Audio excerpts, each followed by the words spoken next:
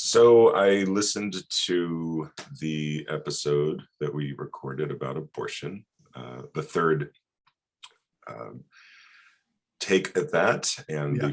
the first one that was published.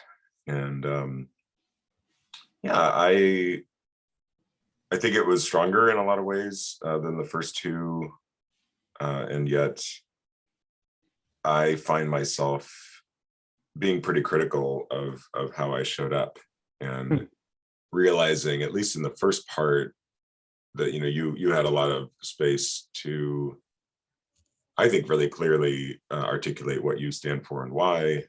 And I didn't do that until much later in the episode, and maybe in kind of fragmented ways. Hmm.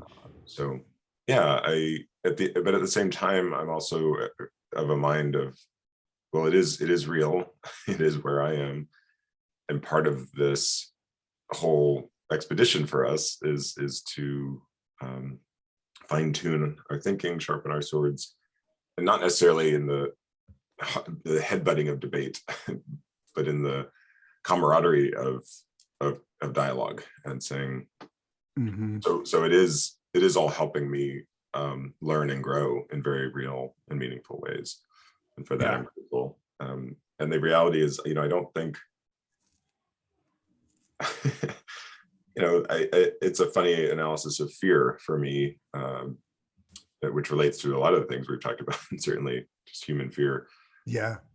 And then, of course, how does that scale into tribalism and laws and beliefs and all kinds of things? And so if I were to live purely based on that fear, we would probably record 10 episodes, and I would not want to publish them, which I don't think is fair to you, in the sense that you're making an investment here as well in terms of time and energy. So yeah. Yeah. And well, it's funny. You had read that Teddy Roosevelt quote about the man in the arena.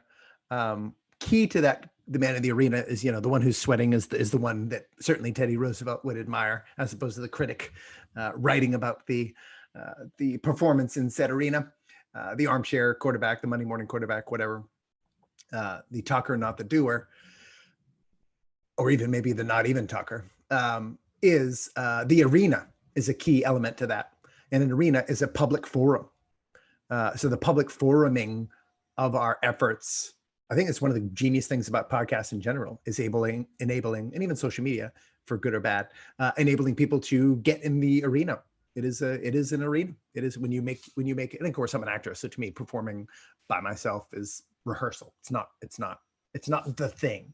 It is preparation for the thing. So yeah, letting things be out in the world, for good or ill. That's the arena. That's how you do it. The man does not fight in the arena and get dusty during practice. That is certainly not what Teddy Roosevelt was talking about. That is not. So in some ways, it's eschewing vulnerability, being silent. It's sort of like it's caught. In some ways, it's kind of it's doing the opposite. I think of what is the prevalent psychological treatment for fear or trauma, which is like getting close to it, examining it, getting all up in it. Like if you have a thing, it's exposure therapy seems to be the most popular, like the most prevalent, like certified way to deal with it. And likewise, if you have a thing, then examine it. And in our conversation, we get to examine it. So that's part of the process. And then then putting it out to the world. And I mean, I think literally 23 people or something have listened to it at this point. So it's not a monumental wave, but still, that's the exposure to 23 people. If you're performing to a show of 23 people, I mean, for off Broadway, that can be a great night. You can be like, hey, we have an audience. There's dozens of people there. It's kind of a big deal. I would also round up 23 to dozens. Yeah. Yes, exactly. At least it's dozens of people. Yeah. And well, I do the same thing. I mean, this is the funny thing is, this is an interesting thing about the Teddy Roosevelt quote is both of those offices, the critic and the man in the arena, can be the same person. And I certainly I do the same every time we have a conversation here. And I'm like, oh, wait, I try not to I don't want to prepare things that I'm going to say generally, like in terms of how I'm going to say it. So then I'll often say things just in a freeform way, responding live here. You know what I mean? I don't want to get in my writer brain. I want to stay in my improv brain. But but that means certainly at the end of episodes, it was like, oh, I really wanted to talk about this thing and say this thing that I really was like, I think this is an incisive thought, and I never got to say it. But at least the one good thing about that episode I thought was good from the previous one, as we talked through in our sort of recap of like why we paused or did shelved the previous ones, is when I sort of click through, I do like a spot check when I'm editing and putting it out. And at least when I click through for the spot check throughout the entire episode, I just literally click along the timeline like 9-10 times or something, just to kind of make sure audio quality is relatively cohesive before publishing. I usually listen to the entire episode after publishing. Is every time I clicked but one, you were talking, and I don't think you talked. I probably still talked more than you, but that was just something we were trying to address. So in some ways, I was like, oh, okay, well at least we did that. Like at least, and I know you introed the episode too, so I was like, oh, at least we can make progress in the way that we congress with each other, with attention. So I thought that was doubly cool. Yeah, and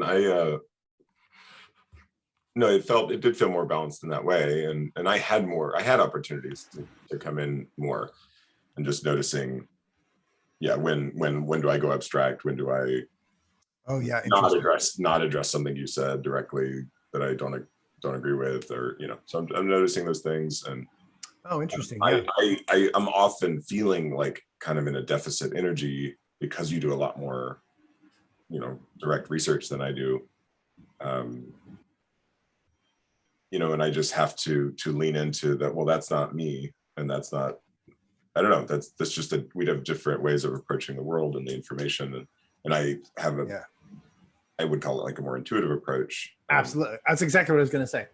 I was like, I think we meet in the middle of combinations of both, but I think my percentage of rational over intuitive is greater, and I think your percentage of intuitive over rational is greater. Yeah, I think we have them both, but so I think that makes a lot of sense, and it makes a lot of sense too.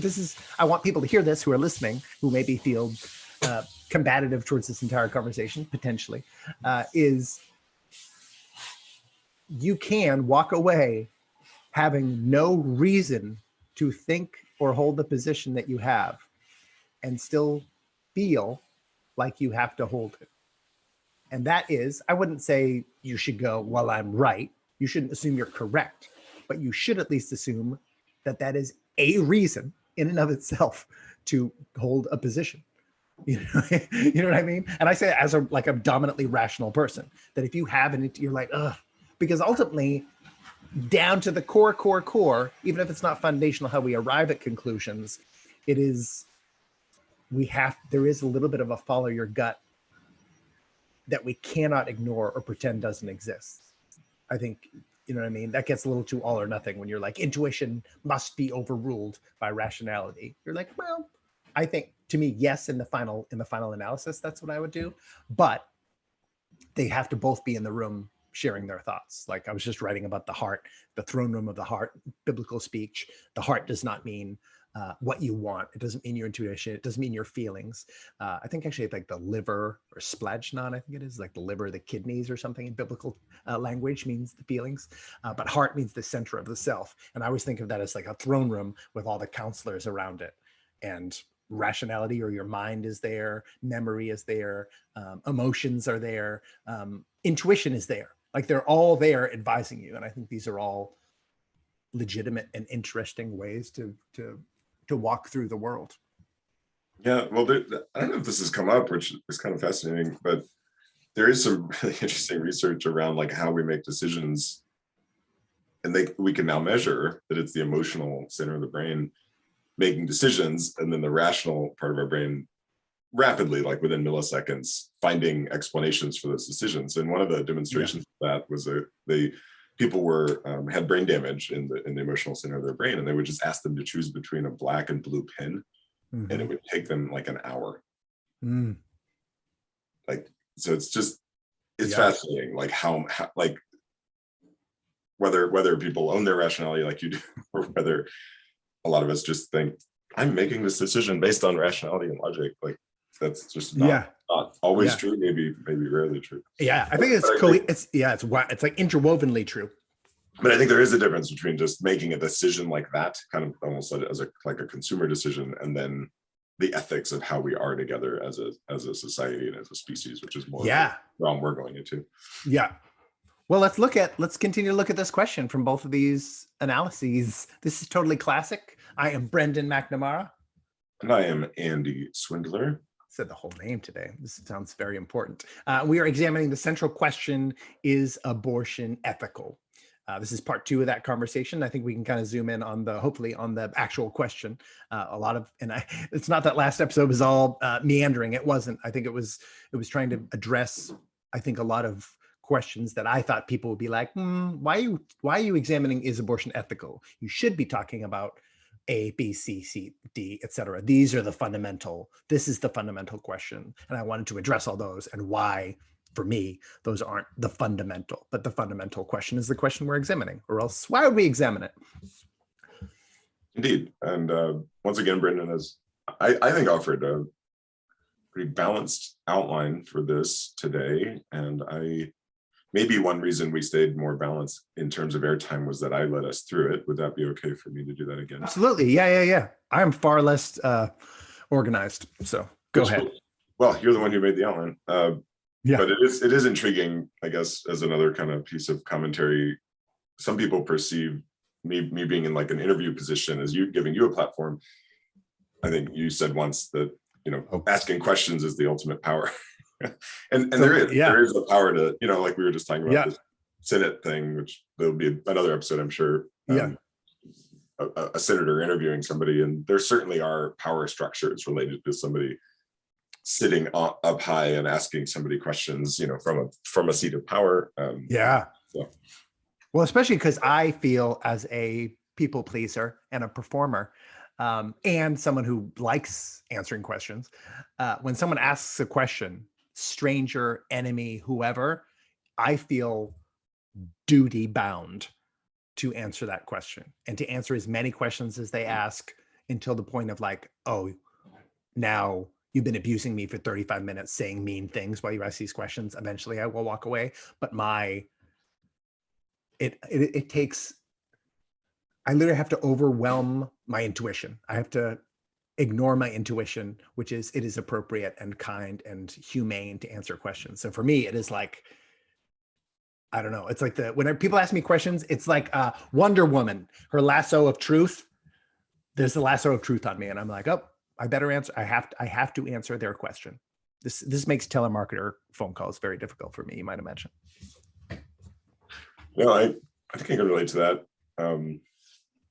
And I guess I want to offer a couple of, it's funny, the other day I heard that even the term trigger warning can be triggering. So I don't know. One of these days we're going to do maybe multiple episodes about language. So yeah. But one thing we share in common is the general idea of harm reduction. We have different ideas about what harm is or how that could be done. Yeah.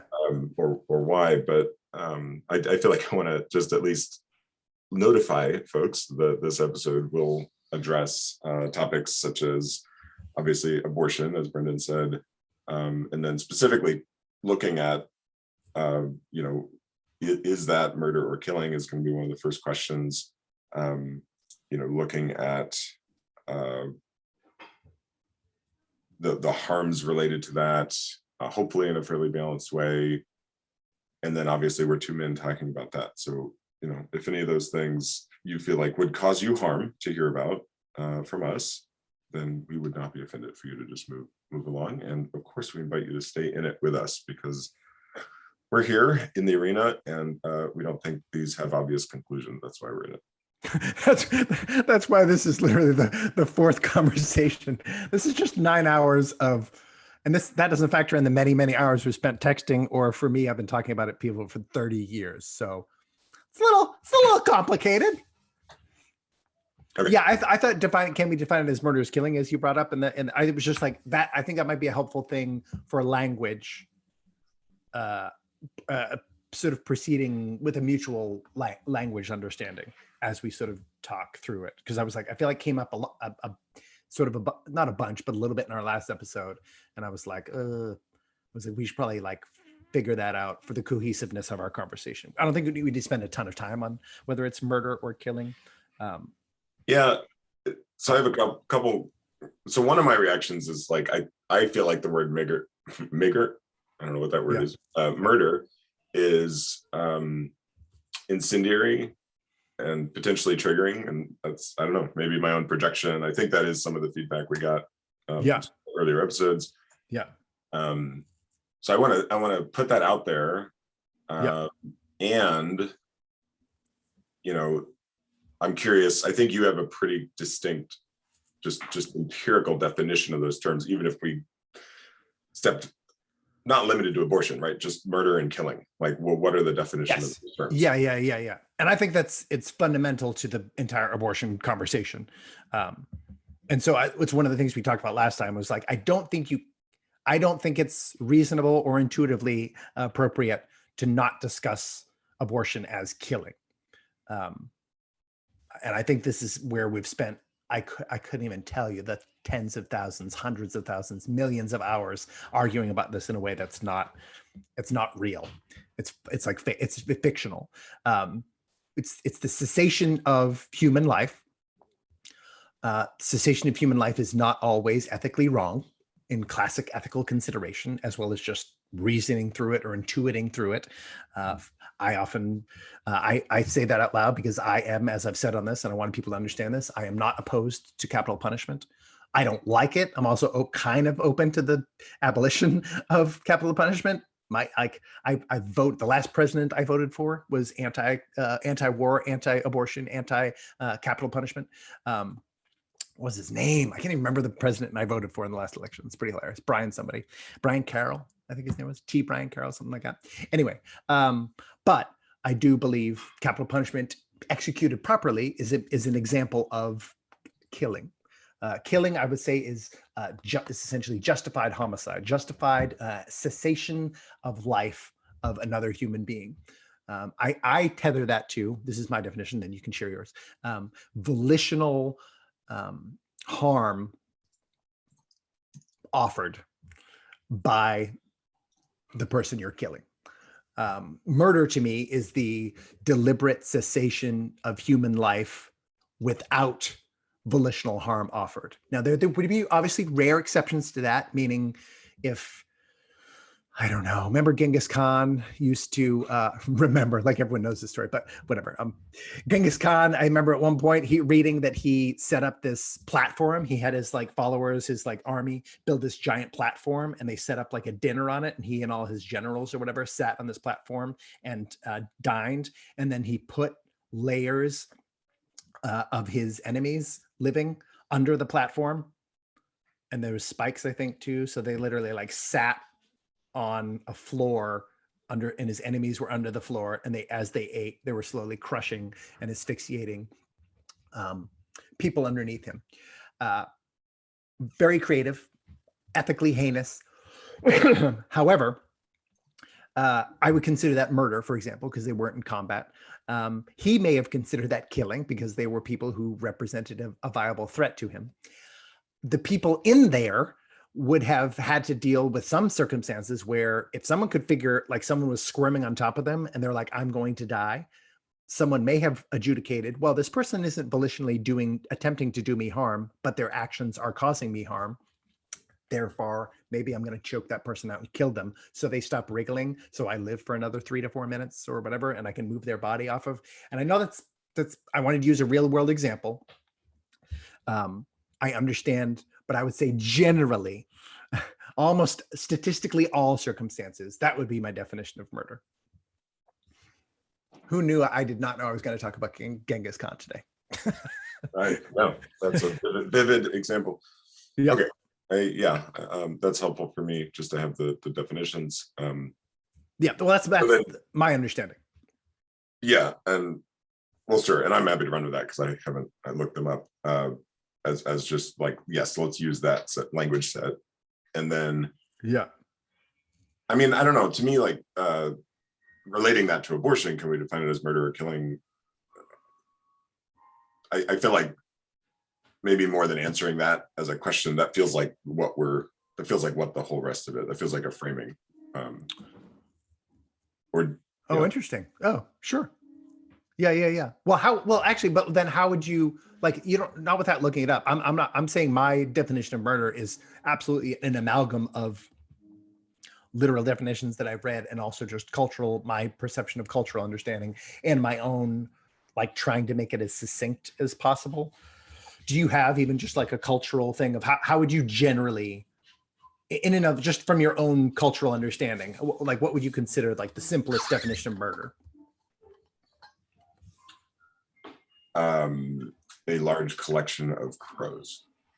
That is accurate. Yeah, I think it's similar. I mean, if murder is, intentionally ending another human life,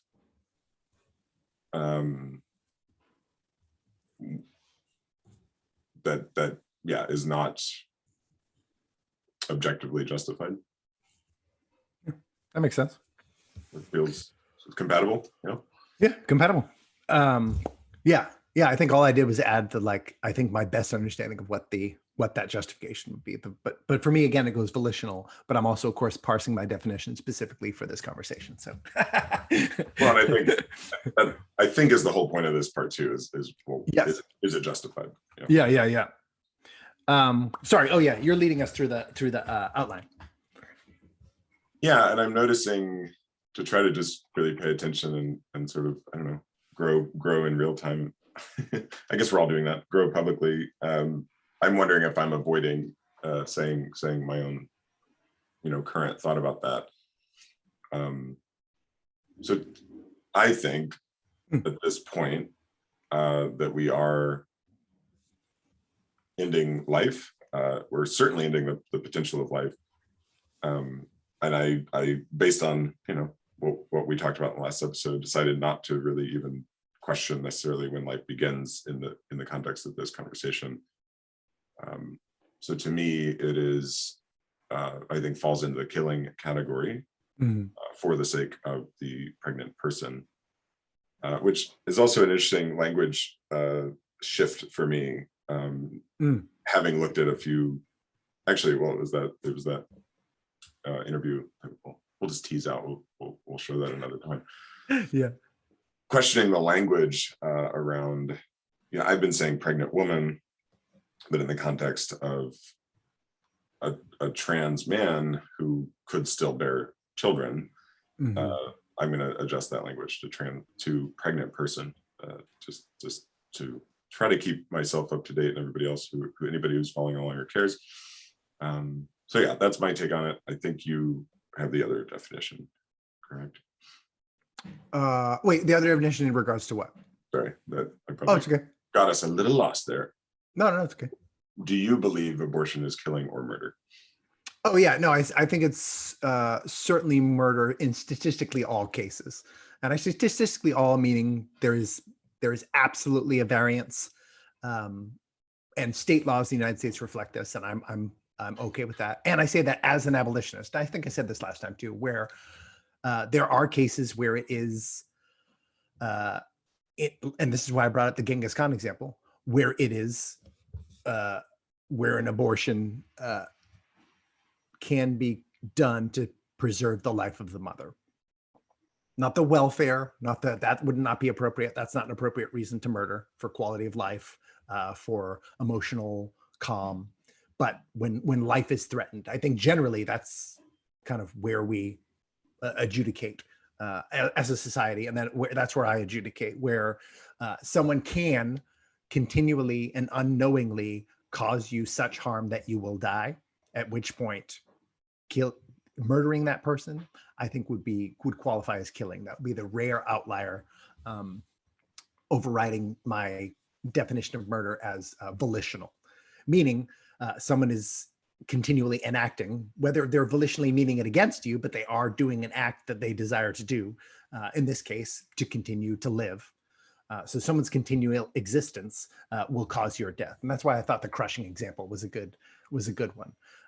If someone lived on top of you, for example, like literally lived on top of your body, and they became more and more corpulent over time. And all they're doing is feeding themselves, mind you, but they became more and more corpulent by continuing to eat. And they're not trying to harm you. They might even feel sad about it. They're like, oh, so sorry that I'm continually crushing you with my burgeoning weight. I think at some point, once that weight was like, oh no, I'm going to die, killing that person who lived on top of you has to be on the table as an option.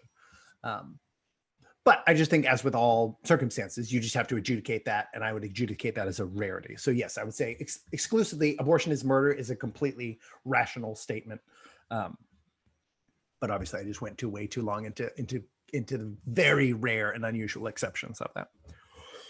Yeah, so let's keep moving. So yeah, one way, there's kind of two big frames here. One is the harm benefit analysis of abortion, and then a principle view. And really looking at each side, each angle of this.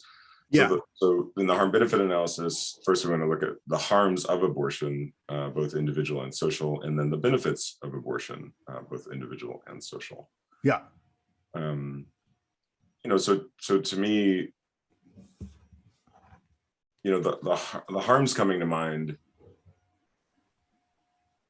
I think it's clear through all of these discussions, hopefully clear, I'll make it more clear, that my strong bias is related to the harms of the pregnant person. And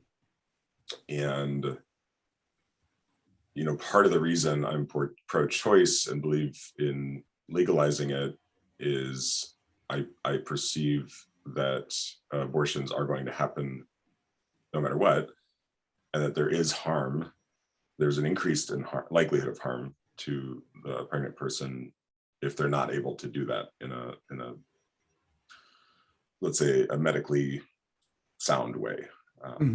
So that's the first harm that comes to me of abortion. Okay. Yeah, my first thought was the death of an individual, I guess, is the principal harm of legal abortion.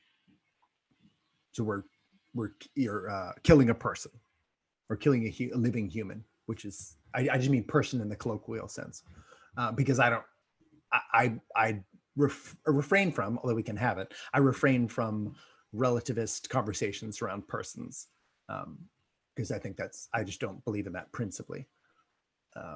Meaning just whatever, someone's neurological, there is no spectrum or scale of human value as far as I consider, whether someone's has autism, Down syndrome, or is a flipping genius. So neurological development is not really relevant. Whether someone's this small or 7'9", like size doesn't matter, geography doesn't matter, neurological development, physical development. If someone has 4 arms, 2 arms, 1 arm, none of that matters to me. So then I would just say that the death of an individual is certainly a distinct harm.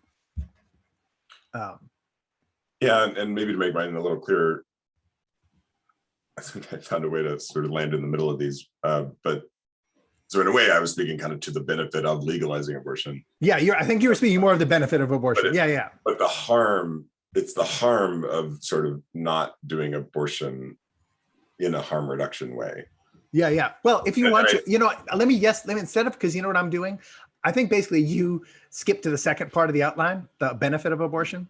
And so let me yes and you instead of going, because I was just like, this is my problem with outlines. This is my writer brain, improv brain, right, where I'm like, if we have an outline, we have to follow the outline. But my improv brain says I should have yes-anded you. So I'm going to leave that.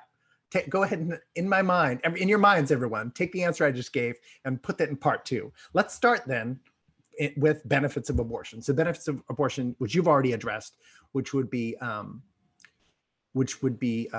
reduction in terms of maternal mortality, specifically related to, in the paradigm of legal abortion, procuring illegal abortions, which we know we're talking, at least in the US, probably like anywhere from 20 to 30,000, like it probably in excess of gun violence deaths. Is what we're like, and maybe more, because those numbers are from like pre the 70s. You know what I mean? So now with the way our culture is, it could be even greater.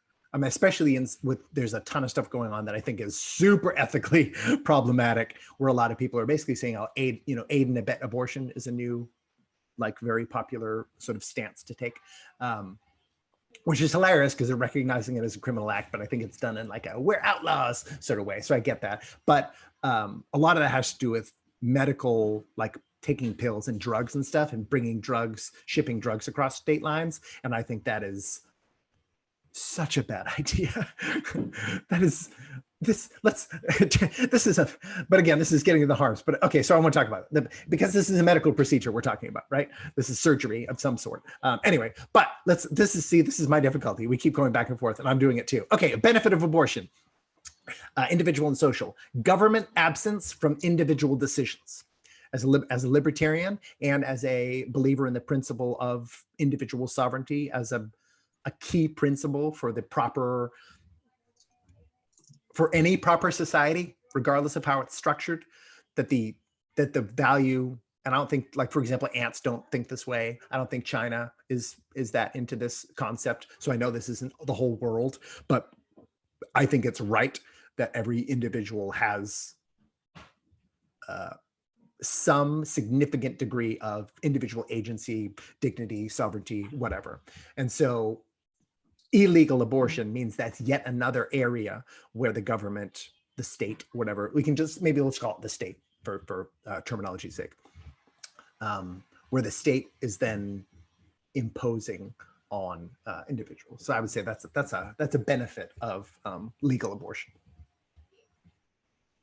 Yeah, and some of these aren't just clear cut. So the fact that we're both weaving in and out of harms and benefits, feels, at least we're in that container of those two.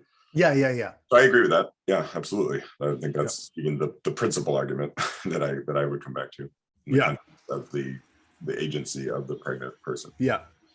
Have you thought of more? Because I have another 3 or 4 that I've thought for benefits of abortion, of legal abortion. No, why don't you go for it? Oh, okay. Less humans. Yeah. No, that's a theory. Like, I don't subscribe to that theory. There's many people who are like, "Oh no, we're overpopulated." There's plenty of people who are like, whatever. I know Jack Ma, Elon Musk are on this tip that, like, one of our primary issues over the next 30, 40 years, especially with the birth rate right now, post, like, in the midst of this pandemic period, for all sorts of reasons we can conjecture about. I think underpopulation is actually going to be our problem heading forward. Seems that's of the 2 arguments, that seems more convincing. However, I have to hold that it is at least tenable that that overpopulation may be an issue, because I haven't examined it close enough to know. And I know people who hold those theories and defend both those theories strongly. But I would have to say that's a benefit of abortion, because the population reduction of abortion, and this, yes, I know I'm sort of stealthily weaving in another one, but if 73 million people are killed by abortion every year, that is a significant population control method. And I'm not saying this is not controversial. This is the Bill Gates Foundation, for example, has, like, promoted abortion access throughout the world, specifically to get people to have less children in quote unquote less developed countries. So it is, and I know you're like, no one's trying. Yes, people are literally trying to control the population. And I'm not even saying they're doing it purely out of evil. It may be evil, but it may also be they see this tentatively as the only way that these regions are going to thrive. So they see it as like doing a harm in order that a greater benefit would accrue. Yeah, I can't exactly quote and obviously there's different opinions. I did hear this week from somebody I trust to do a lot of research that we use something like 2.5 Earths of resources every year. Yeah. To me, that's just kind of obvious. Like, we're not taking good care of the Earth. Nope. And, like, she'll be just fine once she sort of shakes us off. Shakes us off like fleas. So yeah, so anyway, could be a whole other episode, but generally, yes, I believe we're overpopulated. I wouldn't necessarily suggest this as the way to address that. Nor do I think fleeing to Mars is No, let's go wreck another planet. Yeah. Like, let's fundamentally shift how we use the resources that are finite on our Yeah, yeah. little I was planet here. yeah. I was just talking to Archie yesterday. I was like one of my visions of what heaven is. So in the Bible, heaven is not this like place where people go to like clouds and play harps or whatever, like in cartoons, but the sort of the end of all times is described as sort of a new heaven and a new earth. So all things being regenerate. My theory, though, it's purely theoretical, is that whole like heaven or the sort of renewal of all things wouldn't immediately heal everything, but it would just heal the fundamental rupture, the fundamental sort of all things tend towards entropy-ness of existence, both morally as well as the earth itself.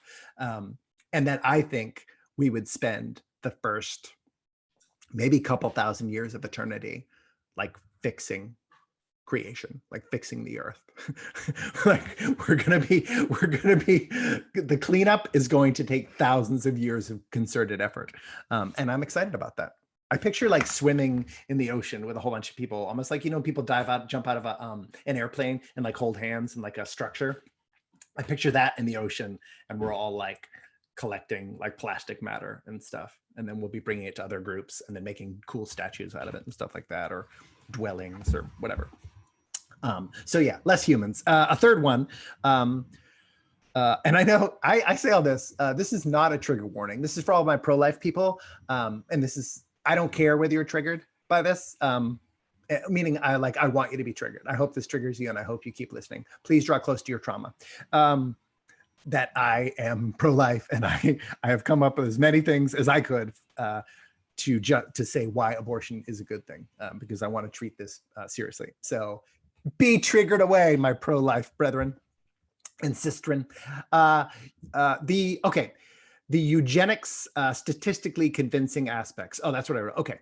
The statistically convincing aspects of eugenics make abortion tenable.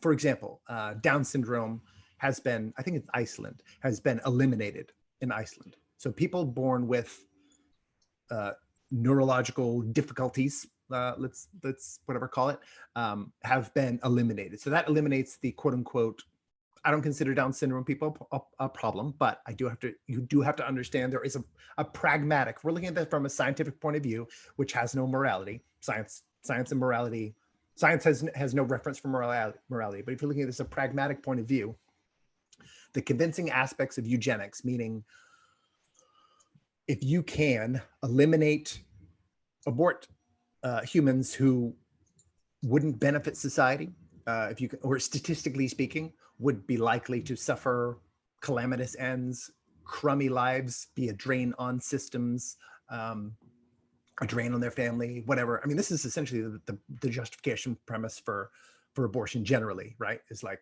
this would drain. This is a drain. I cannot deal with this person in this time of my life for whatever reason. But especially with Down syndrome, I think is very specific. Eliminating Down syndrome, I mean, let's not front. I know people with Down syndrome. I love people with Down syndrome. I'm glad you exist. I wouldn't have it any other way personally. If though, we could set off some sort of magic bomb and eliminate Down syndrome, so then you were born and you don't have the same difficulties in moving through society. I don't know. Maybe it's ableist of me to maybe even speak about that theoretically, but that's at least theoretically, that's something we have to consider of reducing harm on people's individual lives. And so abortion certainly has been specifically weaponized and is in this country as well, in order to sort of reduce people in poverty, in order to reduce people from low income as well as low intelligence, low IQ, people with Down syndrome, neurological disorders, people with heart defects, people with, I mean, much of our like medical system, many abortions that are like literally medically recommended are based on the perception of the quality of life that those people would have. And every individual human being's quality of life is interwoven with the entire system, everybody else's quality of life. So I think that's another benefit of legal abortion. Well, I appreciate you offering that, again, I think I said it in the last episode, I tend to think of you as an exception, and then I realize like, oh, I don't actually talk to very many pro-life people. But even the way you couched that and introduced that, I'm assuming that may be true from your perspective too, which is a lot of our kind of meta narrative here of like just the tribalism and how people on all these sides and all these tribes don't, they simply can't hear any other possible point of view, perhaps because of the fear that gives the other side more ground. And so then we end up in these locked, I'm not going to give you any ground. So I do appreciate that. And I think this is germane to the population control piece, but not to totally take us into what we kind of labeled as an adjunct argument about that was about our pro-life people typically as concerned post-birth. What I think is germane here is just like the idea that we're not, in my opinion, we're not successfully taking care of all human life on the planet in the way that I would like to see this, which is an ideal that is, maybe a fantasy, but that's a lot of my disposition in life is very like purpose and vision oriented. Like that North Star idea, like, well, we're not going to get to that star because it's floating. I don't even know how many billions of miles away, but we know where it is and we can keep, heading in that direction. So this idea that we do take care of life, and it's easier to think about life, I think, that we can see. And I often label that, frankly, as a problem in our world, that we kind of only are looking at what we can see. They came up with all the COVID stuff because it's like, oh, this thing we can't see is causing all of these other. Anyway, I feel like I'm drifting away, and our time is a little shorter today. So why don't we? I have a suggestion that we do the other part of this piece, and then we actually pause. Okay.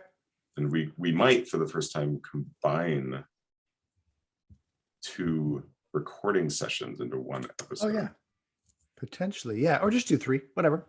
I mean, honestly, 90 minutes, I know for some, if I see a podcast less than 90 minutes, I usually don't click play, but I know other people that have the exact opposite response. So they'll be scanning through and they'll only listen to this episode. Yeah, exactly. Okay, so why don't we talk about the harms? So why don't I think I can attempt to do some version of what you did, even though I think you have some notes on this and I'm a little more off the cuff. The harm, the most obvious harm is destroying human life. Yeah, I think that's the primary one. I mean, to me, since I brought up eugenics stuff, I should go ahead and address, since my pro-life brethren and sistren are all triggered right now and feeling trembly and angry at me. The reverse side of the eugenics thing is, I think eugenics in general is ethically improper. So then the harm of abortion then means that a eugenicist's state of mind is allowed to sort of hold the wheel. And I was like, I think I don't like that. And that's not about a slippery slope. That's literally about already enacting the bottom of the slope. Because I think it was, I don't remember which set of notes, but I remember someone who gave notes on either one of the most recent episodes or the previous one, but I think mentioned slippery slope, or my concerns about slippery slopes. And I was like, ooh, I don't want people to have that false impression. Then I'm saying, well, if we do this, then other worse things will happen. No, I'm saying abortion is the worst. It literally is the bottom of the slope. And so abortion being legal means we're at the bottom of the slope, meaning the most vulnerable, the most oppressed caste of people in our society are being legally killed. So that means we're at the bottom. That's the bottom of the slope. So then that means we'll fill in the slope. So I'm worried about what's going to fill the slope, sort of in between. That would be that's more of a social, that's like a social concern. And I said that, of course, because whatever, this has been well established. largely in the Black community.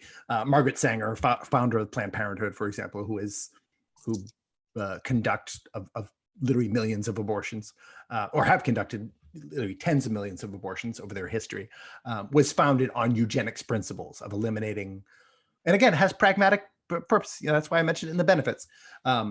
Low income, especially Black folks, they were like this. Look at these, and in some ways, is meant to be paternalistic. Look at all these Black folks living in squalor. They can't pull themselves out. We need to help them do the right thing that they won't do on their own. So let's get abortion clinics, in their community or whatever. Which whatever. I have a separate one that's kind of connected, but I think I'll keep it separate. Anyway, that's a harm socially. Yeah, and I think I know we have some different exposure to this. I think there's a psychological harm. Yeah. I do know women people who've had abortions, and not one of them, in my experience, has taken it lightly. It's something they carry with them throughout their lives. Yeah, and statistically that plays out. The psychological harms.